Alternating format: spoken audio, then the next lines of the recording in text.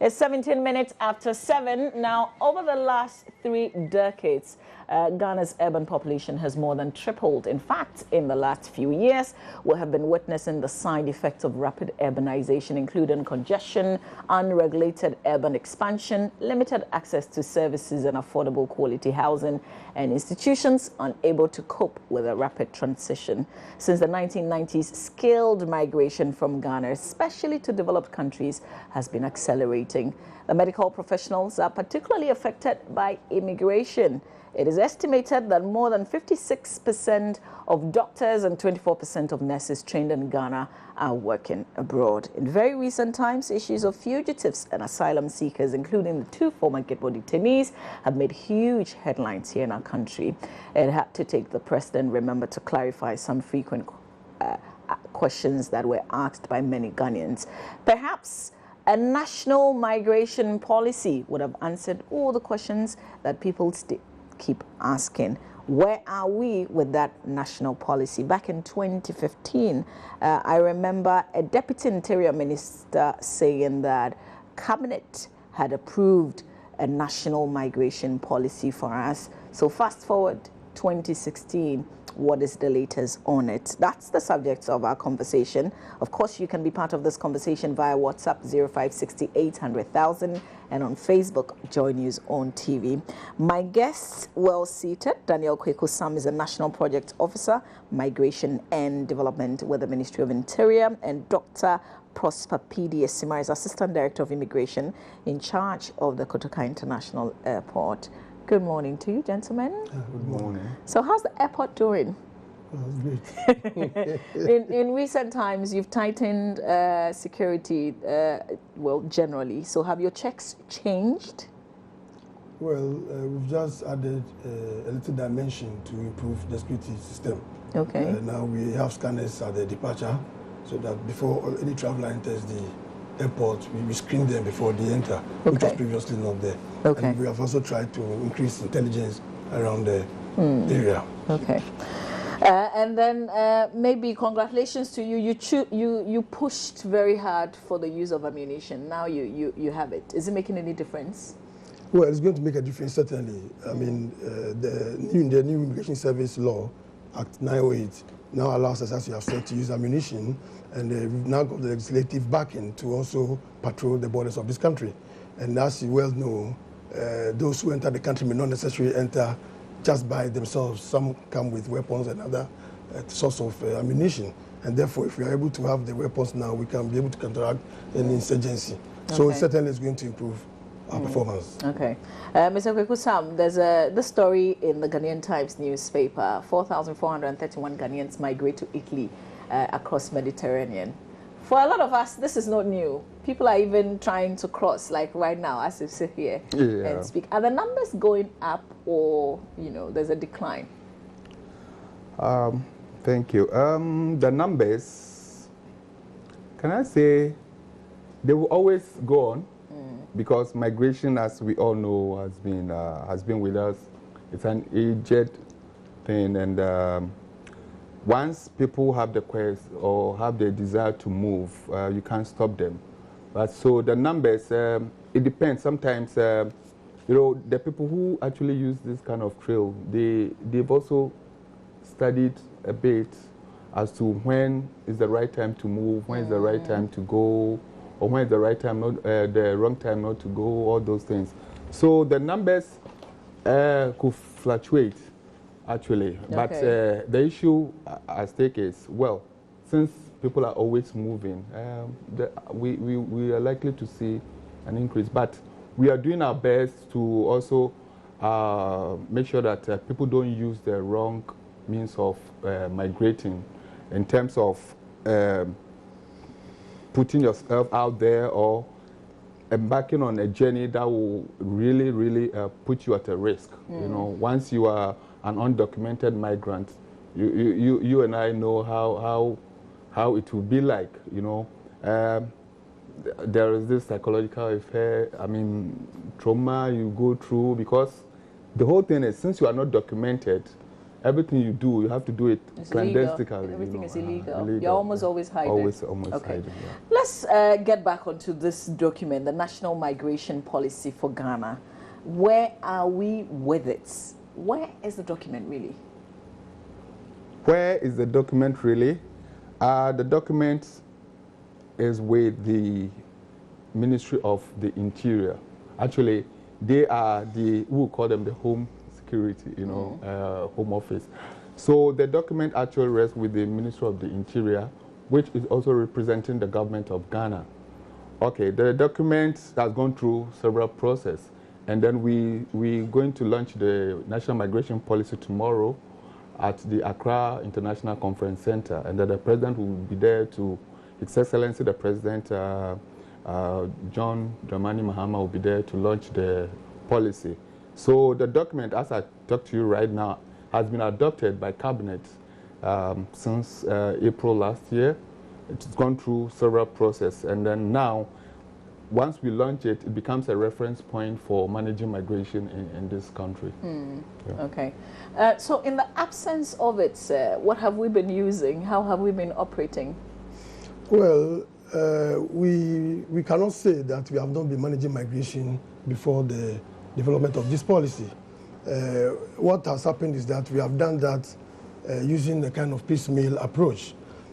Migration is a multi-dimensional phenomenon, and therefore there are various aspects of the migration process, and these processes have been managed differently by different institutions. And for instance, if we come to immigration, the Ghana Immigration Service is responsible for that. If you look at issues like the diaspora, the Ghanaians abroad, the Ministry of Foreign Affairs is also responsible for the Ghanaians abroad. If you come to issues of integration, sometimes you have the Ministry of Gender, Children and Social Protection, and sometimes also you have the NADMO, also involved in trying to integrate Ghanaians who return. So we have been managing migration, but it's been done in such a way that it's been a kind of piecemeal approach with every institution. So what we are doing now, by the introduction of this document, is to have a more comprehensive and a more holistic approach to managing migration in the country. Let's get into some fine details in this document. What should people know about the content of this? Well, looking at the content of the document itself looks at the whole migration trajectory, in the whole migration process, in the sense that it looks at entry, it looks at settlement, it looks at community formation, it looks at departure, it looks at return. So everything in the migration trajectory is part of this document. So some of the provisions I'll talk about, for instance, have to do with internal migration, migration across in the country, within the country. It also looks at international migration, migration across the borders to other countries. And then it also looks at issues about the diaspora, issues of brain drain, brain gain, issues of remittances, how well we can make remittances cheaper and make them safer so that we can use it for more productive ventures. And then it also looks at issues of migration and environment and climate change, because climate change also sometimes facilitates migration. Apart from that, it looks also at border management, which we referred to earlier in terms of our new law. It looks also at border management because irregular migration is always a concern for every country. And therefore, it's better for us to be sure that we can manage our borders well so that this country is well secured.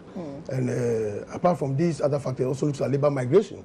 Labor migration is becoming an important factor in international migration because we have countries which are having aging populations.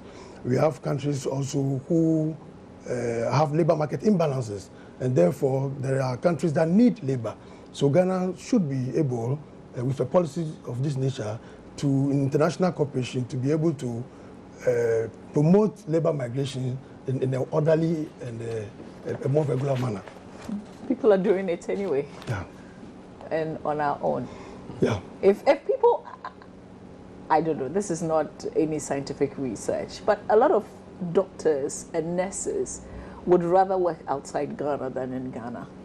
Well, so the essence of this policy is to ensure that we have ethical recruitment practices, such that if you want to go, you go in an orderly manner, you go in a more engaged manner, the government knows you are there. Because the advantages of letting them also go, because when they go, they also gain added skills and knowledge. And in terms of their return, they come to use it to help develop this country. I mean, a lot of doctors have gone and returned and are now specialists at the Kolebu and other hospitals. And there's also what we call circular migration, where they can be there and still come periods in a year to come and assist in the teaching at our teaching hospitals, etc. So the advantages and as well as challenges. So the whole idea of a comprehensive migration policy is to enable us harness the potential and the opportunities that are available in migration management. So, Mr. Kosam, with this policy, if okay, so Echo is my colleague. Apologies. With this policy, if as a journalist or as a trader, if you want to move somewhere, does the document help you in any way? If I want to go and work, for instance, like say in the UK? You see, when one talks about policy or a migration policy, it's not about maybe how you can acquire visa or how you can maybe get a ticket to travel, but it's about some guiding principles and some assumptions regarding migration management. And it's also kind of a guideline. You understand my point? It's a guideline. So it's not like how to acquire visa, how to, no.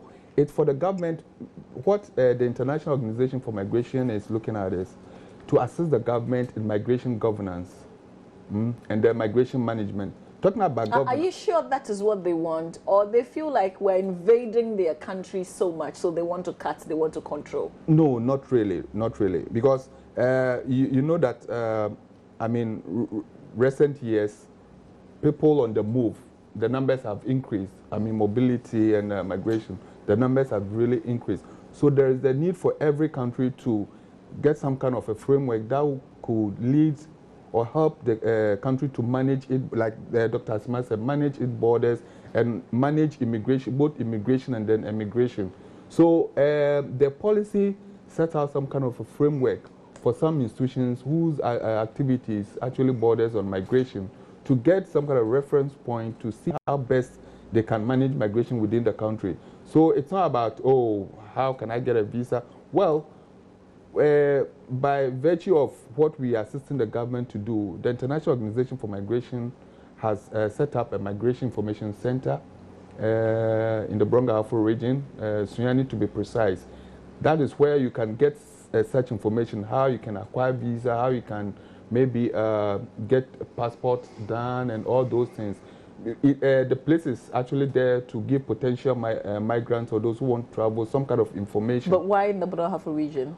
Well, why the Brong-Ahafo region? It's not only going to be Brong-Ahafo region. Similar thing is going to be done at Accra, the immigration headquarters. But why Brong-Ahafo region is, well, most studies have also revealed that people use that place like first to set out their traveling to the northern Africa, I mean, en route to Europe. So it's like getting a place like that within this nodal is place. Is this office operational? Yeah, it's operational. So do we find people going there? Yeah, people are going there. Yeah, it was. Most of the people who travel use the backdoor routes. No, it was commissioned just 10th February this year, and it's well resourced. We have Ghana Immigration Service personnel there. We have personnel from IOM. I mean, all kind of information regarding traveling. You can get them from the place. And we're going to also assist or working with immigration to get the headquarters also build up their migration management bureau. So the policy, like going back to the issue of the policy doesn't actually set out how you can acquire visa or how you can travel, but it has some policy objectives regarding maybe a particular issue. Let's say migration and development. Brain gain issue or issue of remittances or how we could engage our diaspora. The policy gets us some objectives, and then within the objectives, what kind of strategies can we use to make sure that we actually obtain the best or we maybe maximize the profits from migration? Because you and I know that most people have erroneous perception about migration. Everything about migration is bad. People traveling is bad. People coming in, they are giving us problem. No, that is not the issue. Always migration brings its own kind of rewards. I always whether people are coming or people are leaving. Yes, because when people leave, some go and acquire. We have several instances where people have gone out, acquired the skills and knowledge, coming back home to assist development in here. But you know, and I'll come back and continue, because there are people who still feel that as a country, Ghana, we're not there yet, and so we can't be receiving people even though we go to other people's country. I'll give you time to react, but Dr. Sima, let's talk about the movement within the country. Do we know how the movement is like? Do we know who is moving where at whatever point in time? Well, movements within the country have traditionally been from the north to south. We have some regions that we consider as in-migration regions, and we have some regions we consider as out-migration regions. Basically, Greater Accra region, the Ashanti region, Western region are regions that people migrate into from the northern regions and central, and then from eastern. Basically, the movements in Ghana basically are for sometimes conflicts, ethnic conflicts that we are aware of, sometimes for environmental degradation because the soil is not doing well, and therefore some of them who want to migrate and find other jobs to do, and also for employment, and even sometimes for social services, I mean infrastructure, health facilities, education, etc., etc. And we know that there are challenges with things like that, because in a lot of instances, then they go and add up to a certain number so that the amenities provided may not be sufficient. So would this policy address that kind of challenge, for instance? Well, that is one of the major reasons for which this policy is being developed, because it is also realized, like we talked about, urbanization is very rapid now, and we have slums getting into the communities, especially the urban areas. So one of the issues is to look at human settlement planning, to ensure that there's equitable human settlement planning such that there's no reason for people necessarily to move from one area to the other. Also to provide social services in every part of the country. For instance, the government decision to establish SADA is one actually of the aims of this process, to ensure that there's some development at the areas that are least developed, so that people do not move from one to the other. Also, there are provisions in the policy for social protection for both migrants who come to the urban areas, and also for those who are, because some people are moving out of environmentally fragile area, there are social protection interventions that can be made such that they can remain in those localities. So the policy actually addresses that challenge. So the evictions that we've had, in recent past, if this policy was in place, would the authorities, have to make reference to the policy, for instance, or could we refer them to what is contained in the policy? Certainly, we could refer them to what is stated in the policy. You see, like I've said, a major rationale for this policy is the comprehensive nature of managing migration. And so we could always refer to this policy because there are Would they take it? Because even with the international laws, there have been some evictions that have happened in the Greater Accra region, that human rights lawyers will come out and say that what they're doing is wrong per international convention. This is what they were supposed to have done before, find a place for them to go and resettle before moving them, things like that. So is this legally binding? Would they be mandatory for the authorities to refer to the document and go according to it? See, one advantage of this policy is the introduction of an overarching institutional framework. Because one of the major limitations we have had is an institutional framework which assigns the responsibilities and accountability for the various institutions. So the policy is recommending the setting up of the Ghana National Commission on Migration. This commission then will be responsible for ensuring that all facets of the migration process are very well dealt with. So when there's an institution which assigns and coordinates, then it is easier to ensure compliance. A commission on migration. On migration, exactly. So is it going to be set up alongside, when the policy is launched? Because Mr. Kweku, Sam says it will be launched tomorrow. Yeah. So is the commission, what's the plan? It's a recommendation. So beyond the launch, this commission, a technical working group.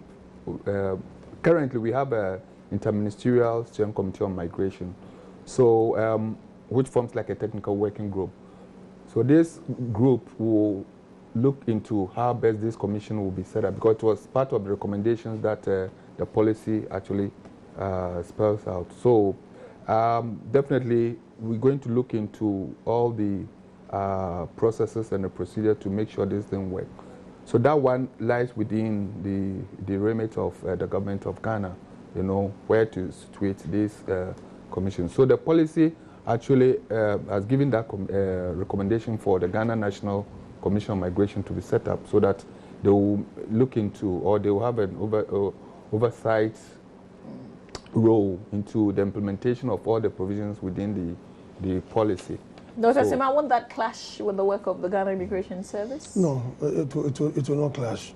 The commission is going to consist of technocrats. The immigration service is going to be presented on the commission. Academia, diaspora groups, migrant groups, etc. will all be involved, will be part of the commission. So it will assist us do our job better, because then there will be coordination of what we do. I like the way you're talking about the policy, but there are a lot of Ghanaians out there who think, oh, this is just another document that will contain a lot of fine things, but we will not implement. You are closer to the book or the policy than a lot of us. Do you see commitment to implementation?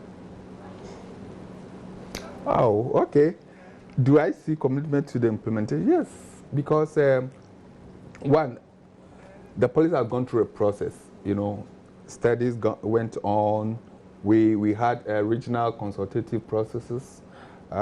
We've had training of policymakers and those who are going to implement. We've had the Parliamentary Select Committee on Defense and Interior, joining us to validate the policy.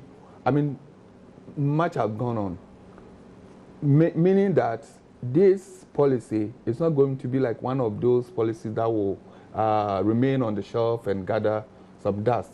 You understand my point? Apart from that, the policy also spells out some action plan for the institutions that have been identified within the policy to carry out their mandate or their roles and responsibilities. And again, this policy is also going to be costed in terms of human resource and then financial resource capability for these institutions to carry out what has been outlined in the policy. So for me, this policy goes beyond the normal policies that we've seen, because like Dr. Asma earlier mentioned, it has an institutional framework. You understand my point? So every institution knows how and where to complement the effort of the government in terms of migration management. And the International Organization for Migration is there to also assist the government in making sure that the provisions within their policies are really adhered to. You understand? Not that we're going to be a wave or something, but our role is to complement the effort of the government in terms of migration. For us, we are always thinking, or our mandate is to make sure that governments manage migration in a more dignified way. Safe for the migrants and then the destination country as well, the host country as well as upholding human dignity in terms of migration. You know, because if someone comes into a country, the person comes with all kind of knowledge. We always say that migrants bring in something. They always innovate, you know. Ghanaians go out there, they also carry with them what they know, they add on, and then kind of added value. People return home with kind of the skills and knowledge that we're talking about. People go out, they remit back home. We see infrastructure going on. And then, but this group, the one that you're referring to, there are people who have been to school, you know, who would easily get the visas to travel. But how about those who go by boat? The huge numbers that we hear of go through even Libya today. Exactly. That is why we are also campaigning for safe migration. We really want to minimize the cost of migration in terms of the negative aspects.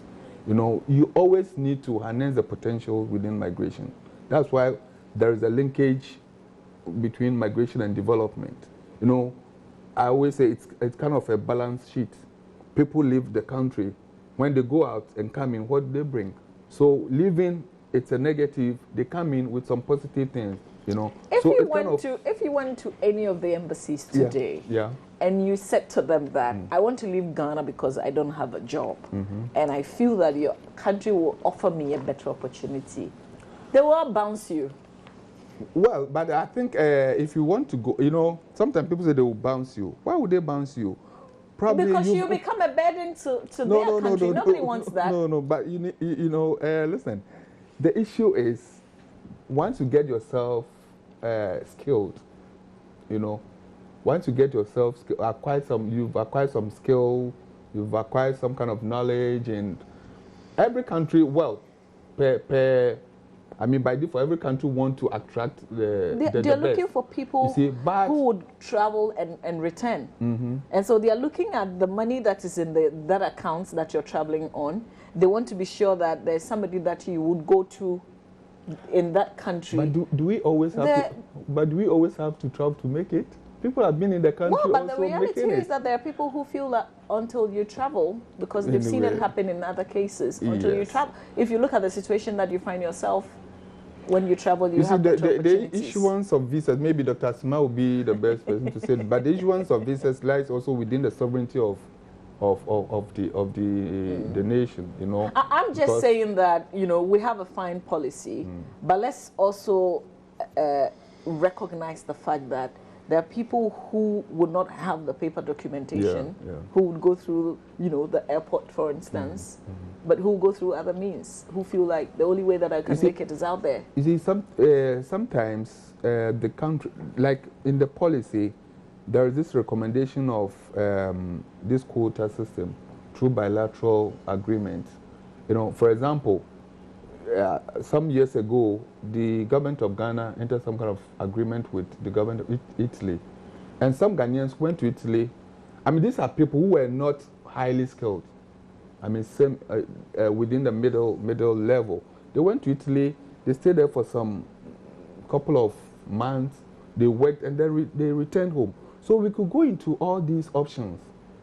You know, we could go into all these kind of quota systems.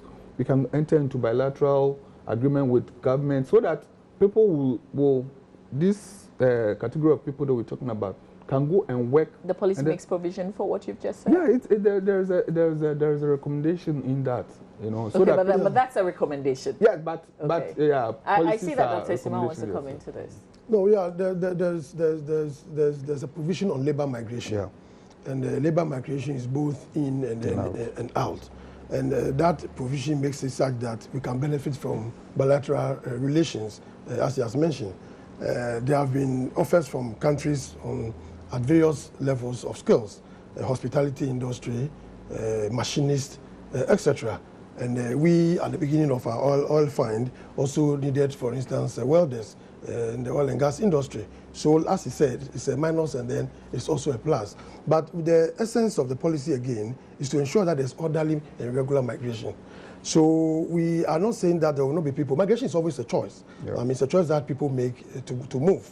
And by human rights provisions, international human rights provisions, persons are expected or allowed to move to wherever they want to go to. But they need to do that in an orderly manner. And so what the policy is doing is to encourage Ghanaians to move out in an orderly manner. And at the same time, it's also encouraging us so that when people come into this country as migrants also, we shall also be able to accept them as hosts in this country and also help them to integrate, because it allows for social cohesion, both here and outside this country. So the policy will not stop necessarily, but it will to a large extent reduce. The catchword for this policy is minimizing the cost and maximizing the benefits. And you see that this will happen. But how many, do we know the number of foreigners in Ghana, for instance? Well, the 2010 census says that we have about the 2.4% of the Ghanaian population. 2.4%. And this was back in 2010. Yeah, 2010. So if you add 6 years to it. We have movements in and out. And it's difficult at any material moment to mention the number of people who are resident, because every day somebody leaves, every day somebody comes in. But looking at the movements, annually we have about 800,000 to 900,000 movements annually through Kutuka, Aplawo. As in people who are coming in. Yeah, and both coming in and going out. out. Yeah, both coming and going out. Will this policy, I don't know, I'm not watching a movie, maybe I watch too much movies. Will this allow, so say somebody enters the country either through Kotoka or through Aplao or maybe the border in the Western region, is there a system that you sit at the immigration headquarters and you know that, oh, 3 people have entered in as at 7 a.m. Monday? Would we know? Would we know how many people? And if somebody moves, maybe within Ghana, the citizens will be difficult, but those who are at least coming in from the various entry points. Well, at the moment, we have a system that we call the PISA system, Personal Identification Security Computer System. And so for all the major entry points in Ghana, Kotoka International Airport, Paga, Elubu, Aplao, and then the Tema Harbour, we have a system whereby anybody who enters the country is computerized. We take your fingerprints, we take your biometrics, and therefore, for all these entry points, we are able to know who enters and then who leaves. The added value which this policy is bringing is the improvement in this technology. We are currently undergoing what we call the e-immigration, the immigration project. The e-immigration project. Okay. In the e-immigration project, we are going to now network all these entry points.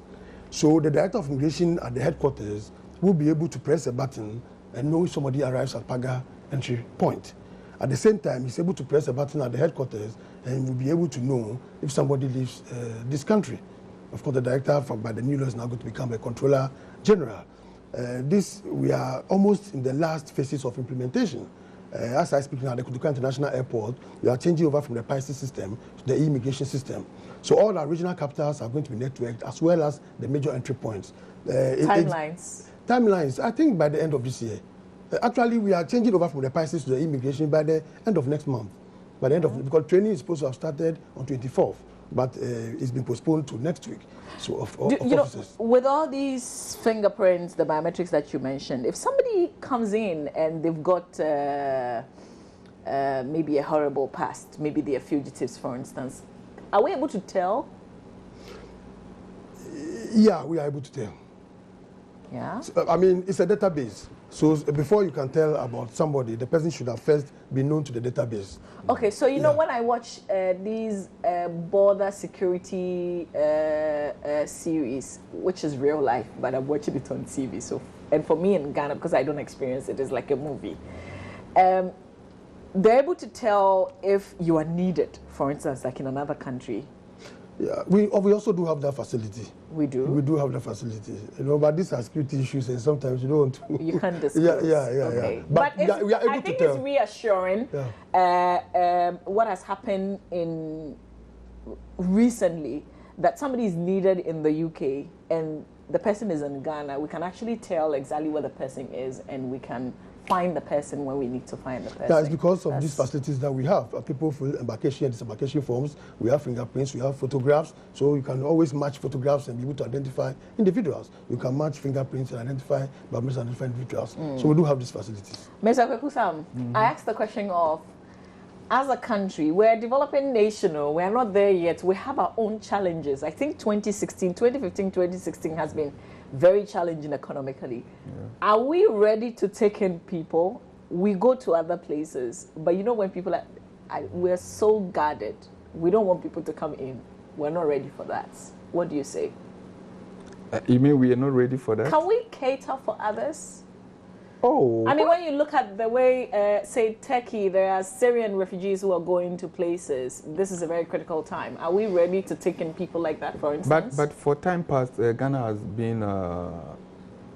has been accepting people.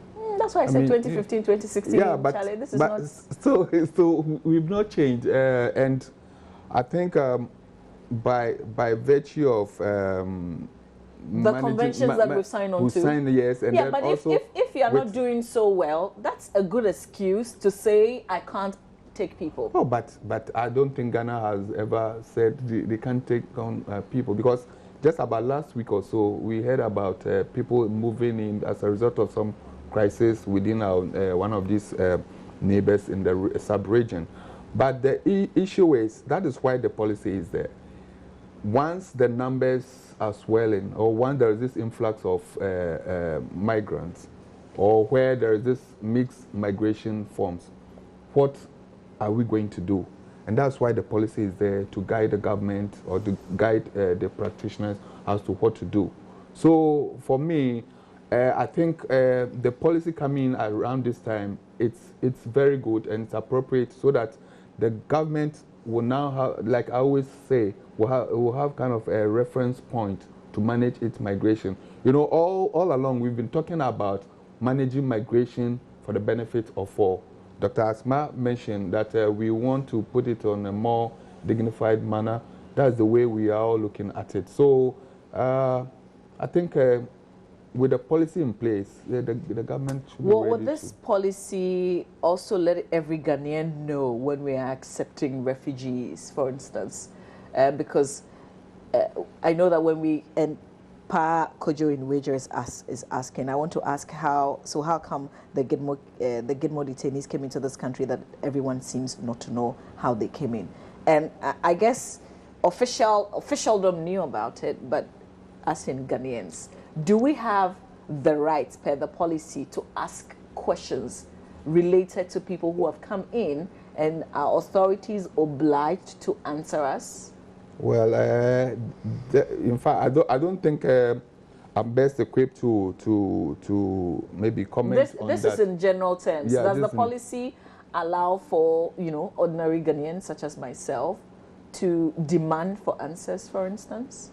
Well, already people are, that's why I'm saying that already people are demanding answers for, because of, as per our constitution, everyone has the right to, you know, demand answers to.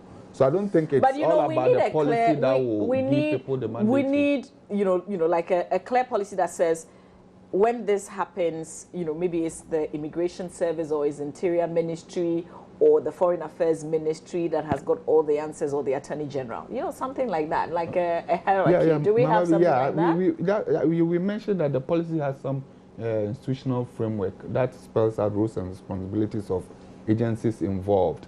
So, and let's also get it straight again. A policy is actually not a law. You see, I mentioned it's kind of a guiding principle.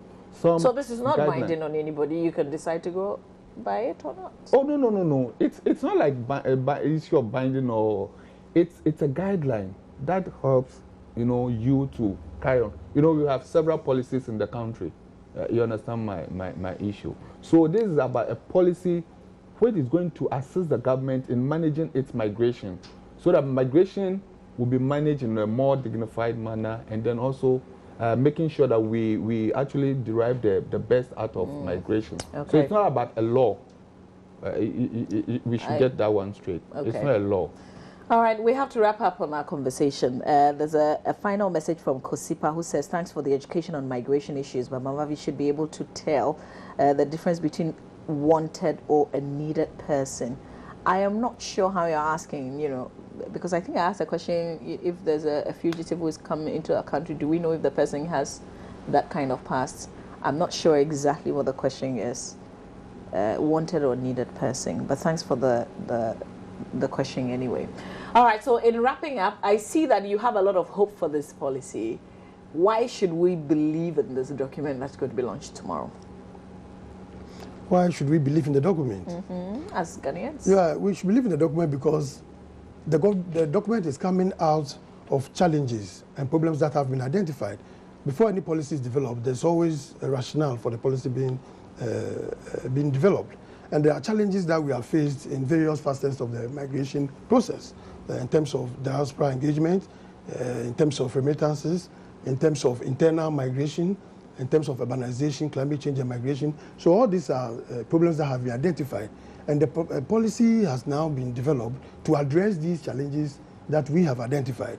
So, and for the government, the cabinet to approve it, for the president to come and launch it tomorrow, and for the fact that all the consultations that he talked about, in fact, since the development of the approval of the policy last year, we have had sensitization programs around the country. We have had sensitization in the middle belt of Ghana, in the southern belt and as well in the northern belt. So I think we are ready to move on with the policy, and I think we should believe in it because we want to implement it so that we can manage our migration better. We'll be watching. I'll study the full document. What I have is a summary, so it doesn't give me all the details that I need. We will study it, and then we will be following through if you're not implementing what's in that policy, particularly the immigration. But thank you for your time this morning. Dr. Prosper P.D. Esima is Assistant Director of Immigration in charge of the Kotoka International Airport, and Daniel Kweku Sam is National Project Officer, Migration and Development with the Interior. International Organization for Migration. For migration, okay, but you are housed at the Interior Ministry. No, we assisted the Interior Ministry to come up with a policy. Okay, all right. Is it costing us anything, by the way? Of course. Okay. All right. Stay with us. We've got talk coming your way right here on the AM show. Thank you.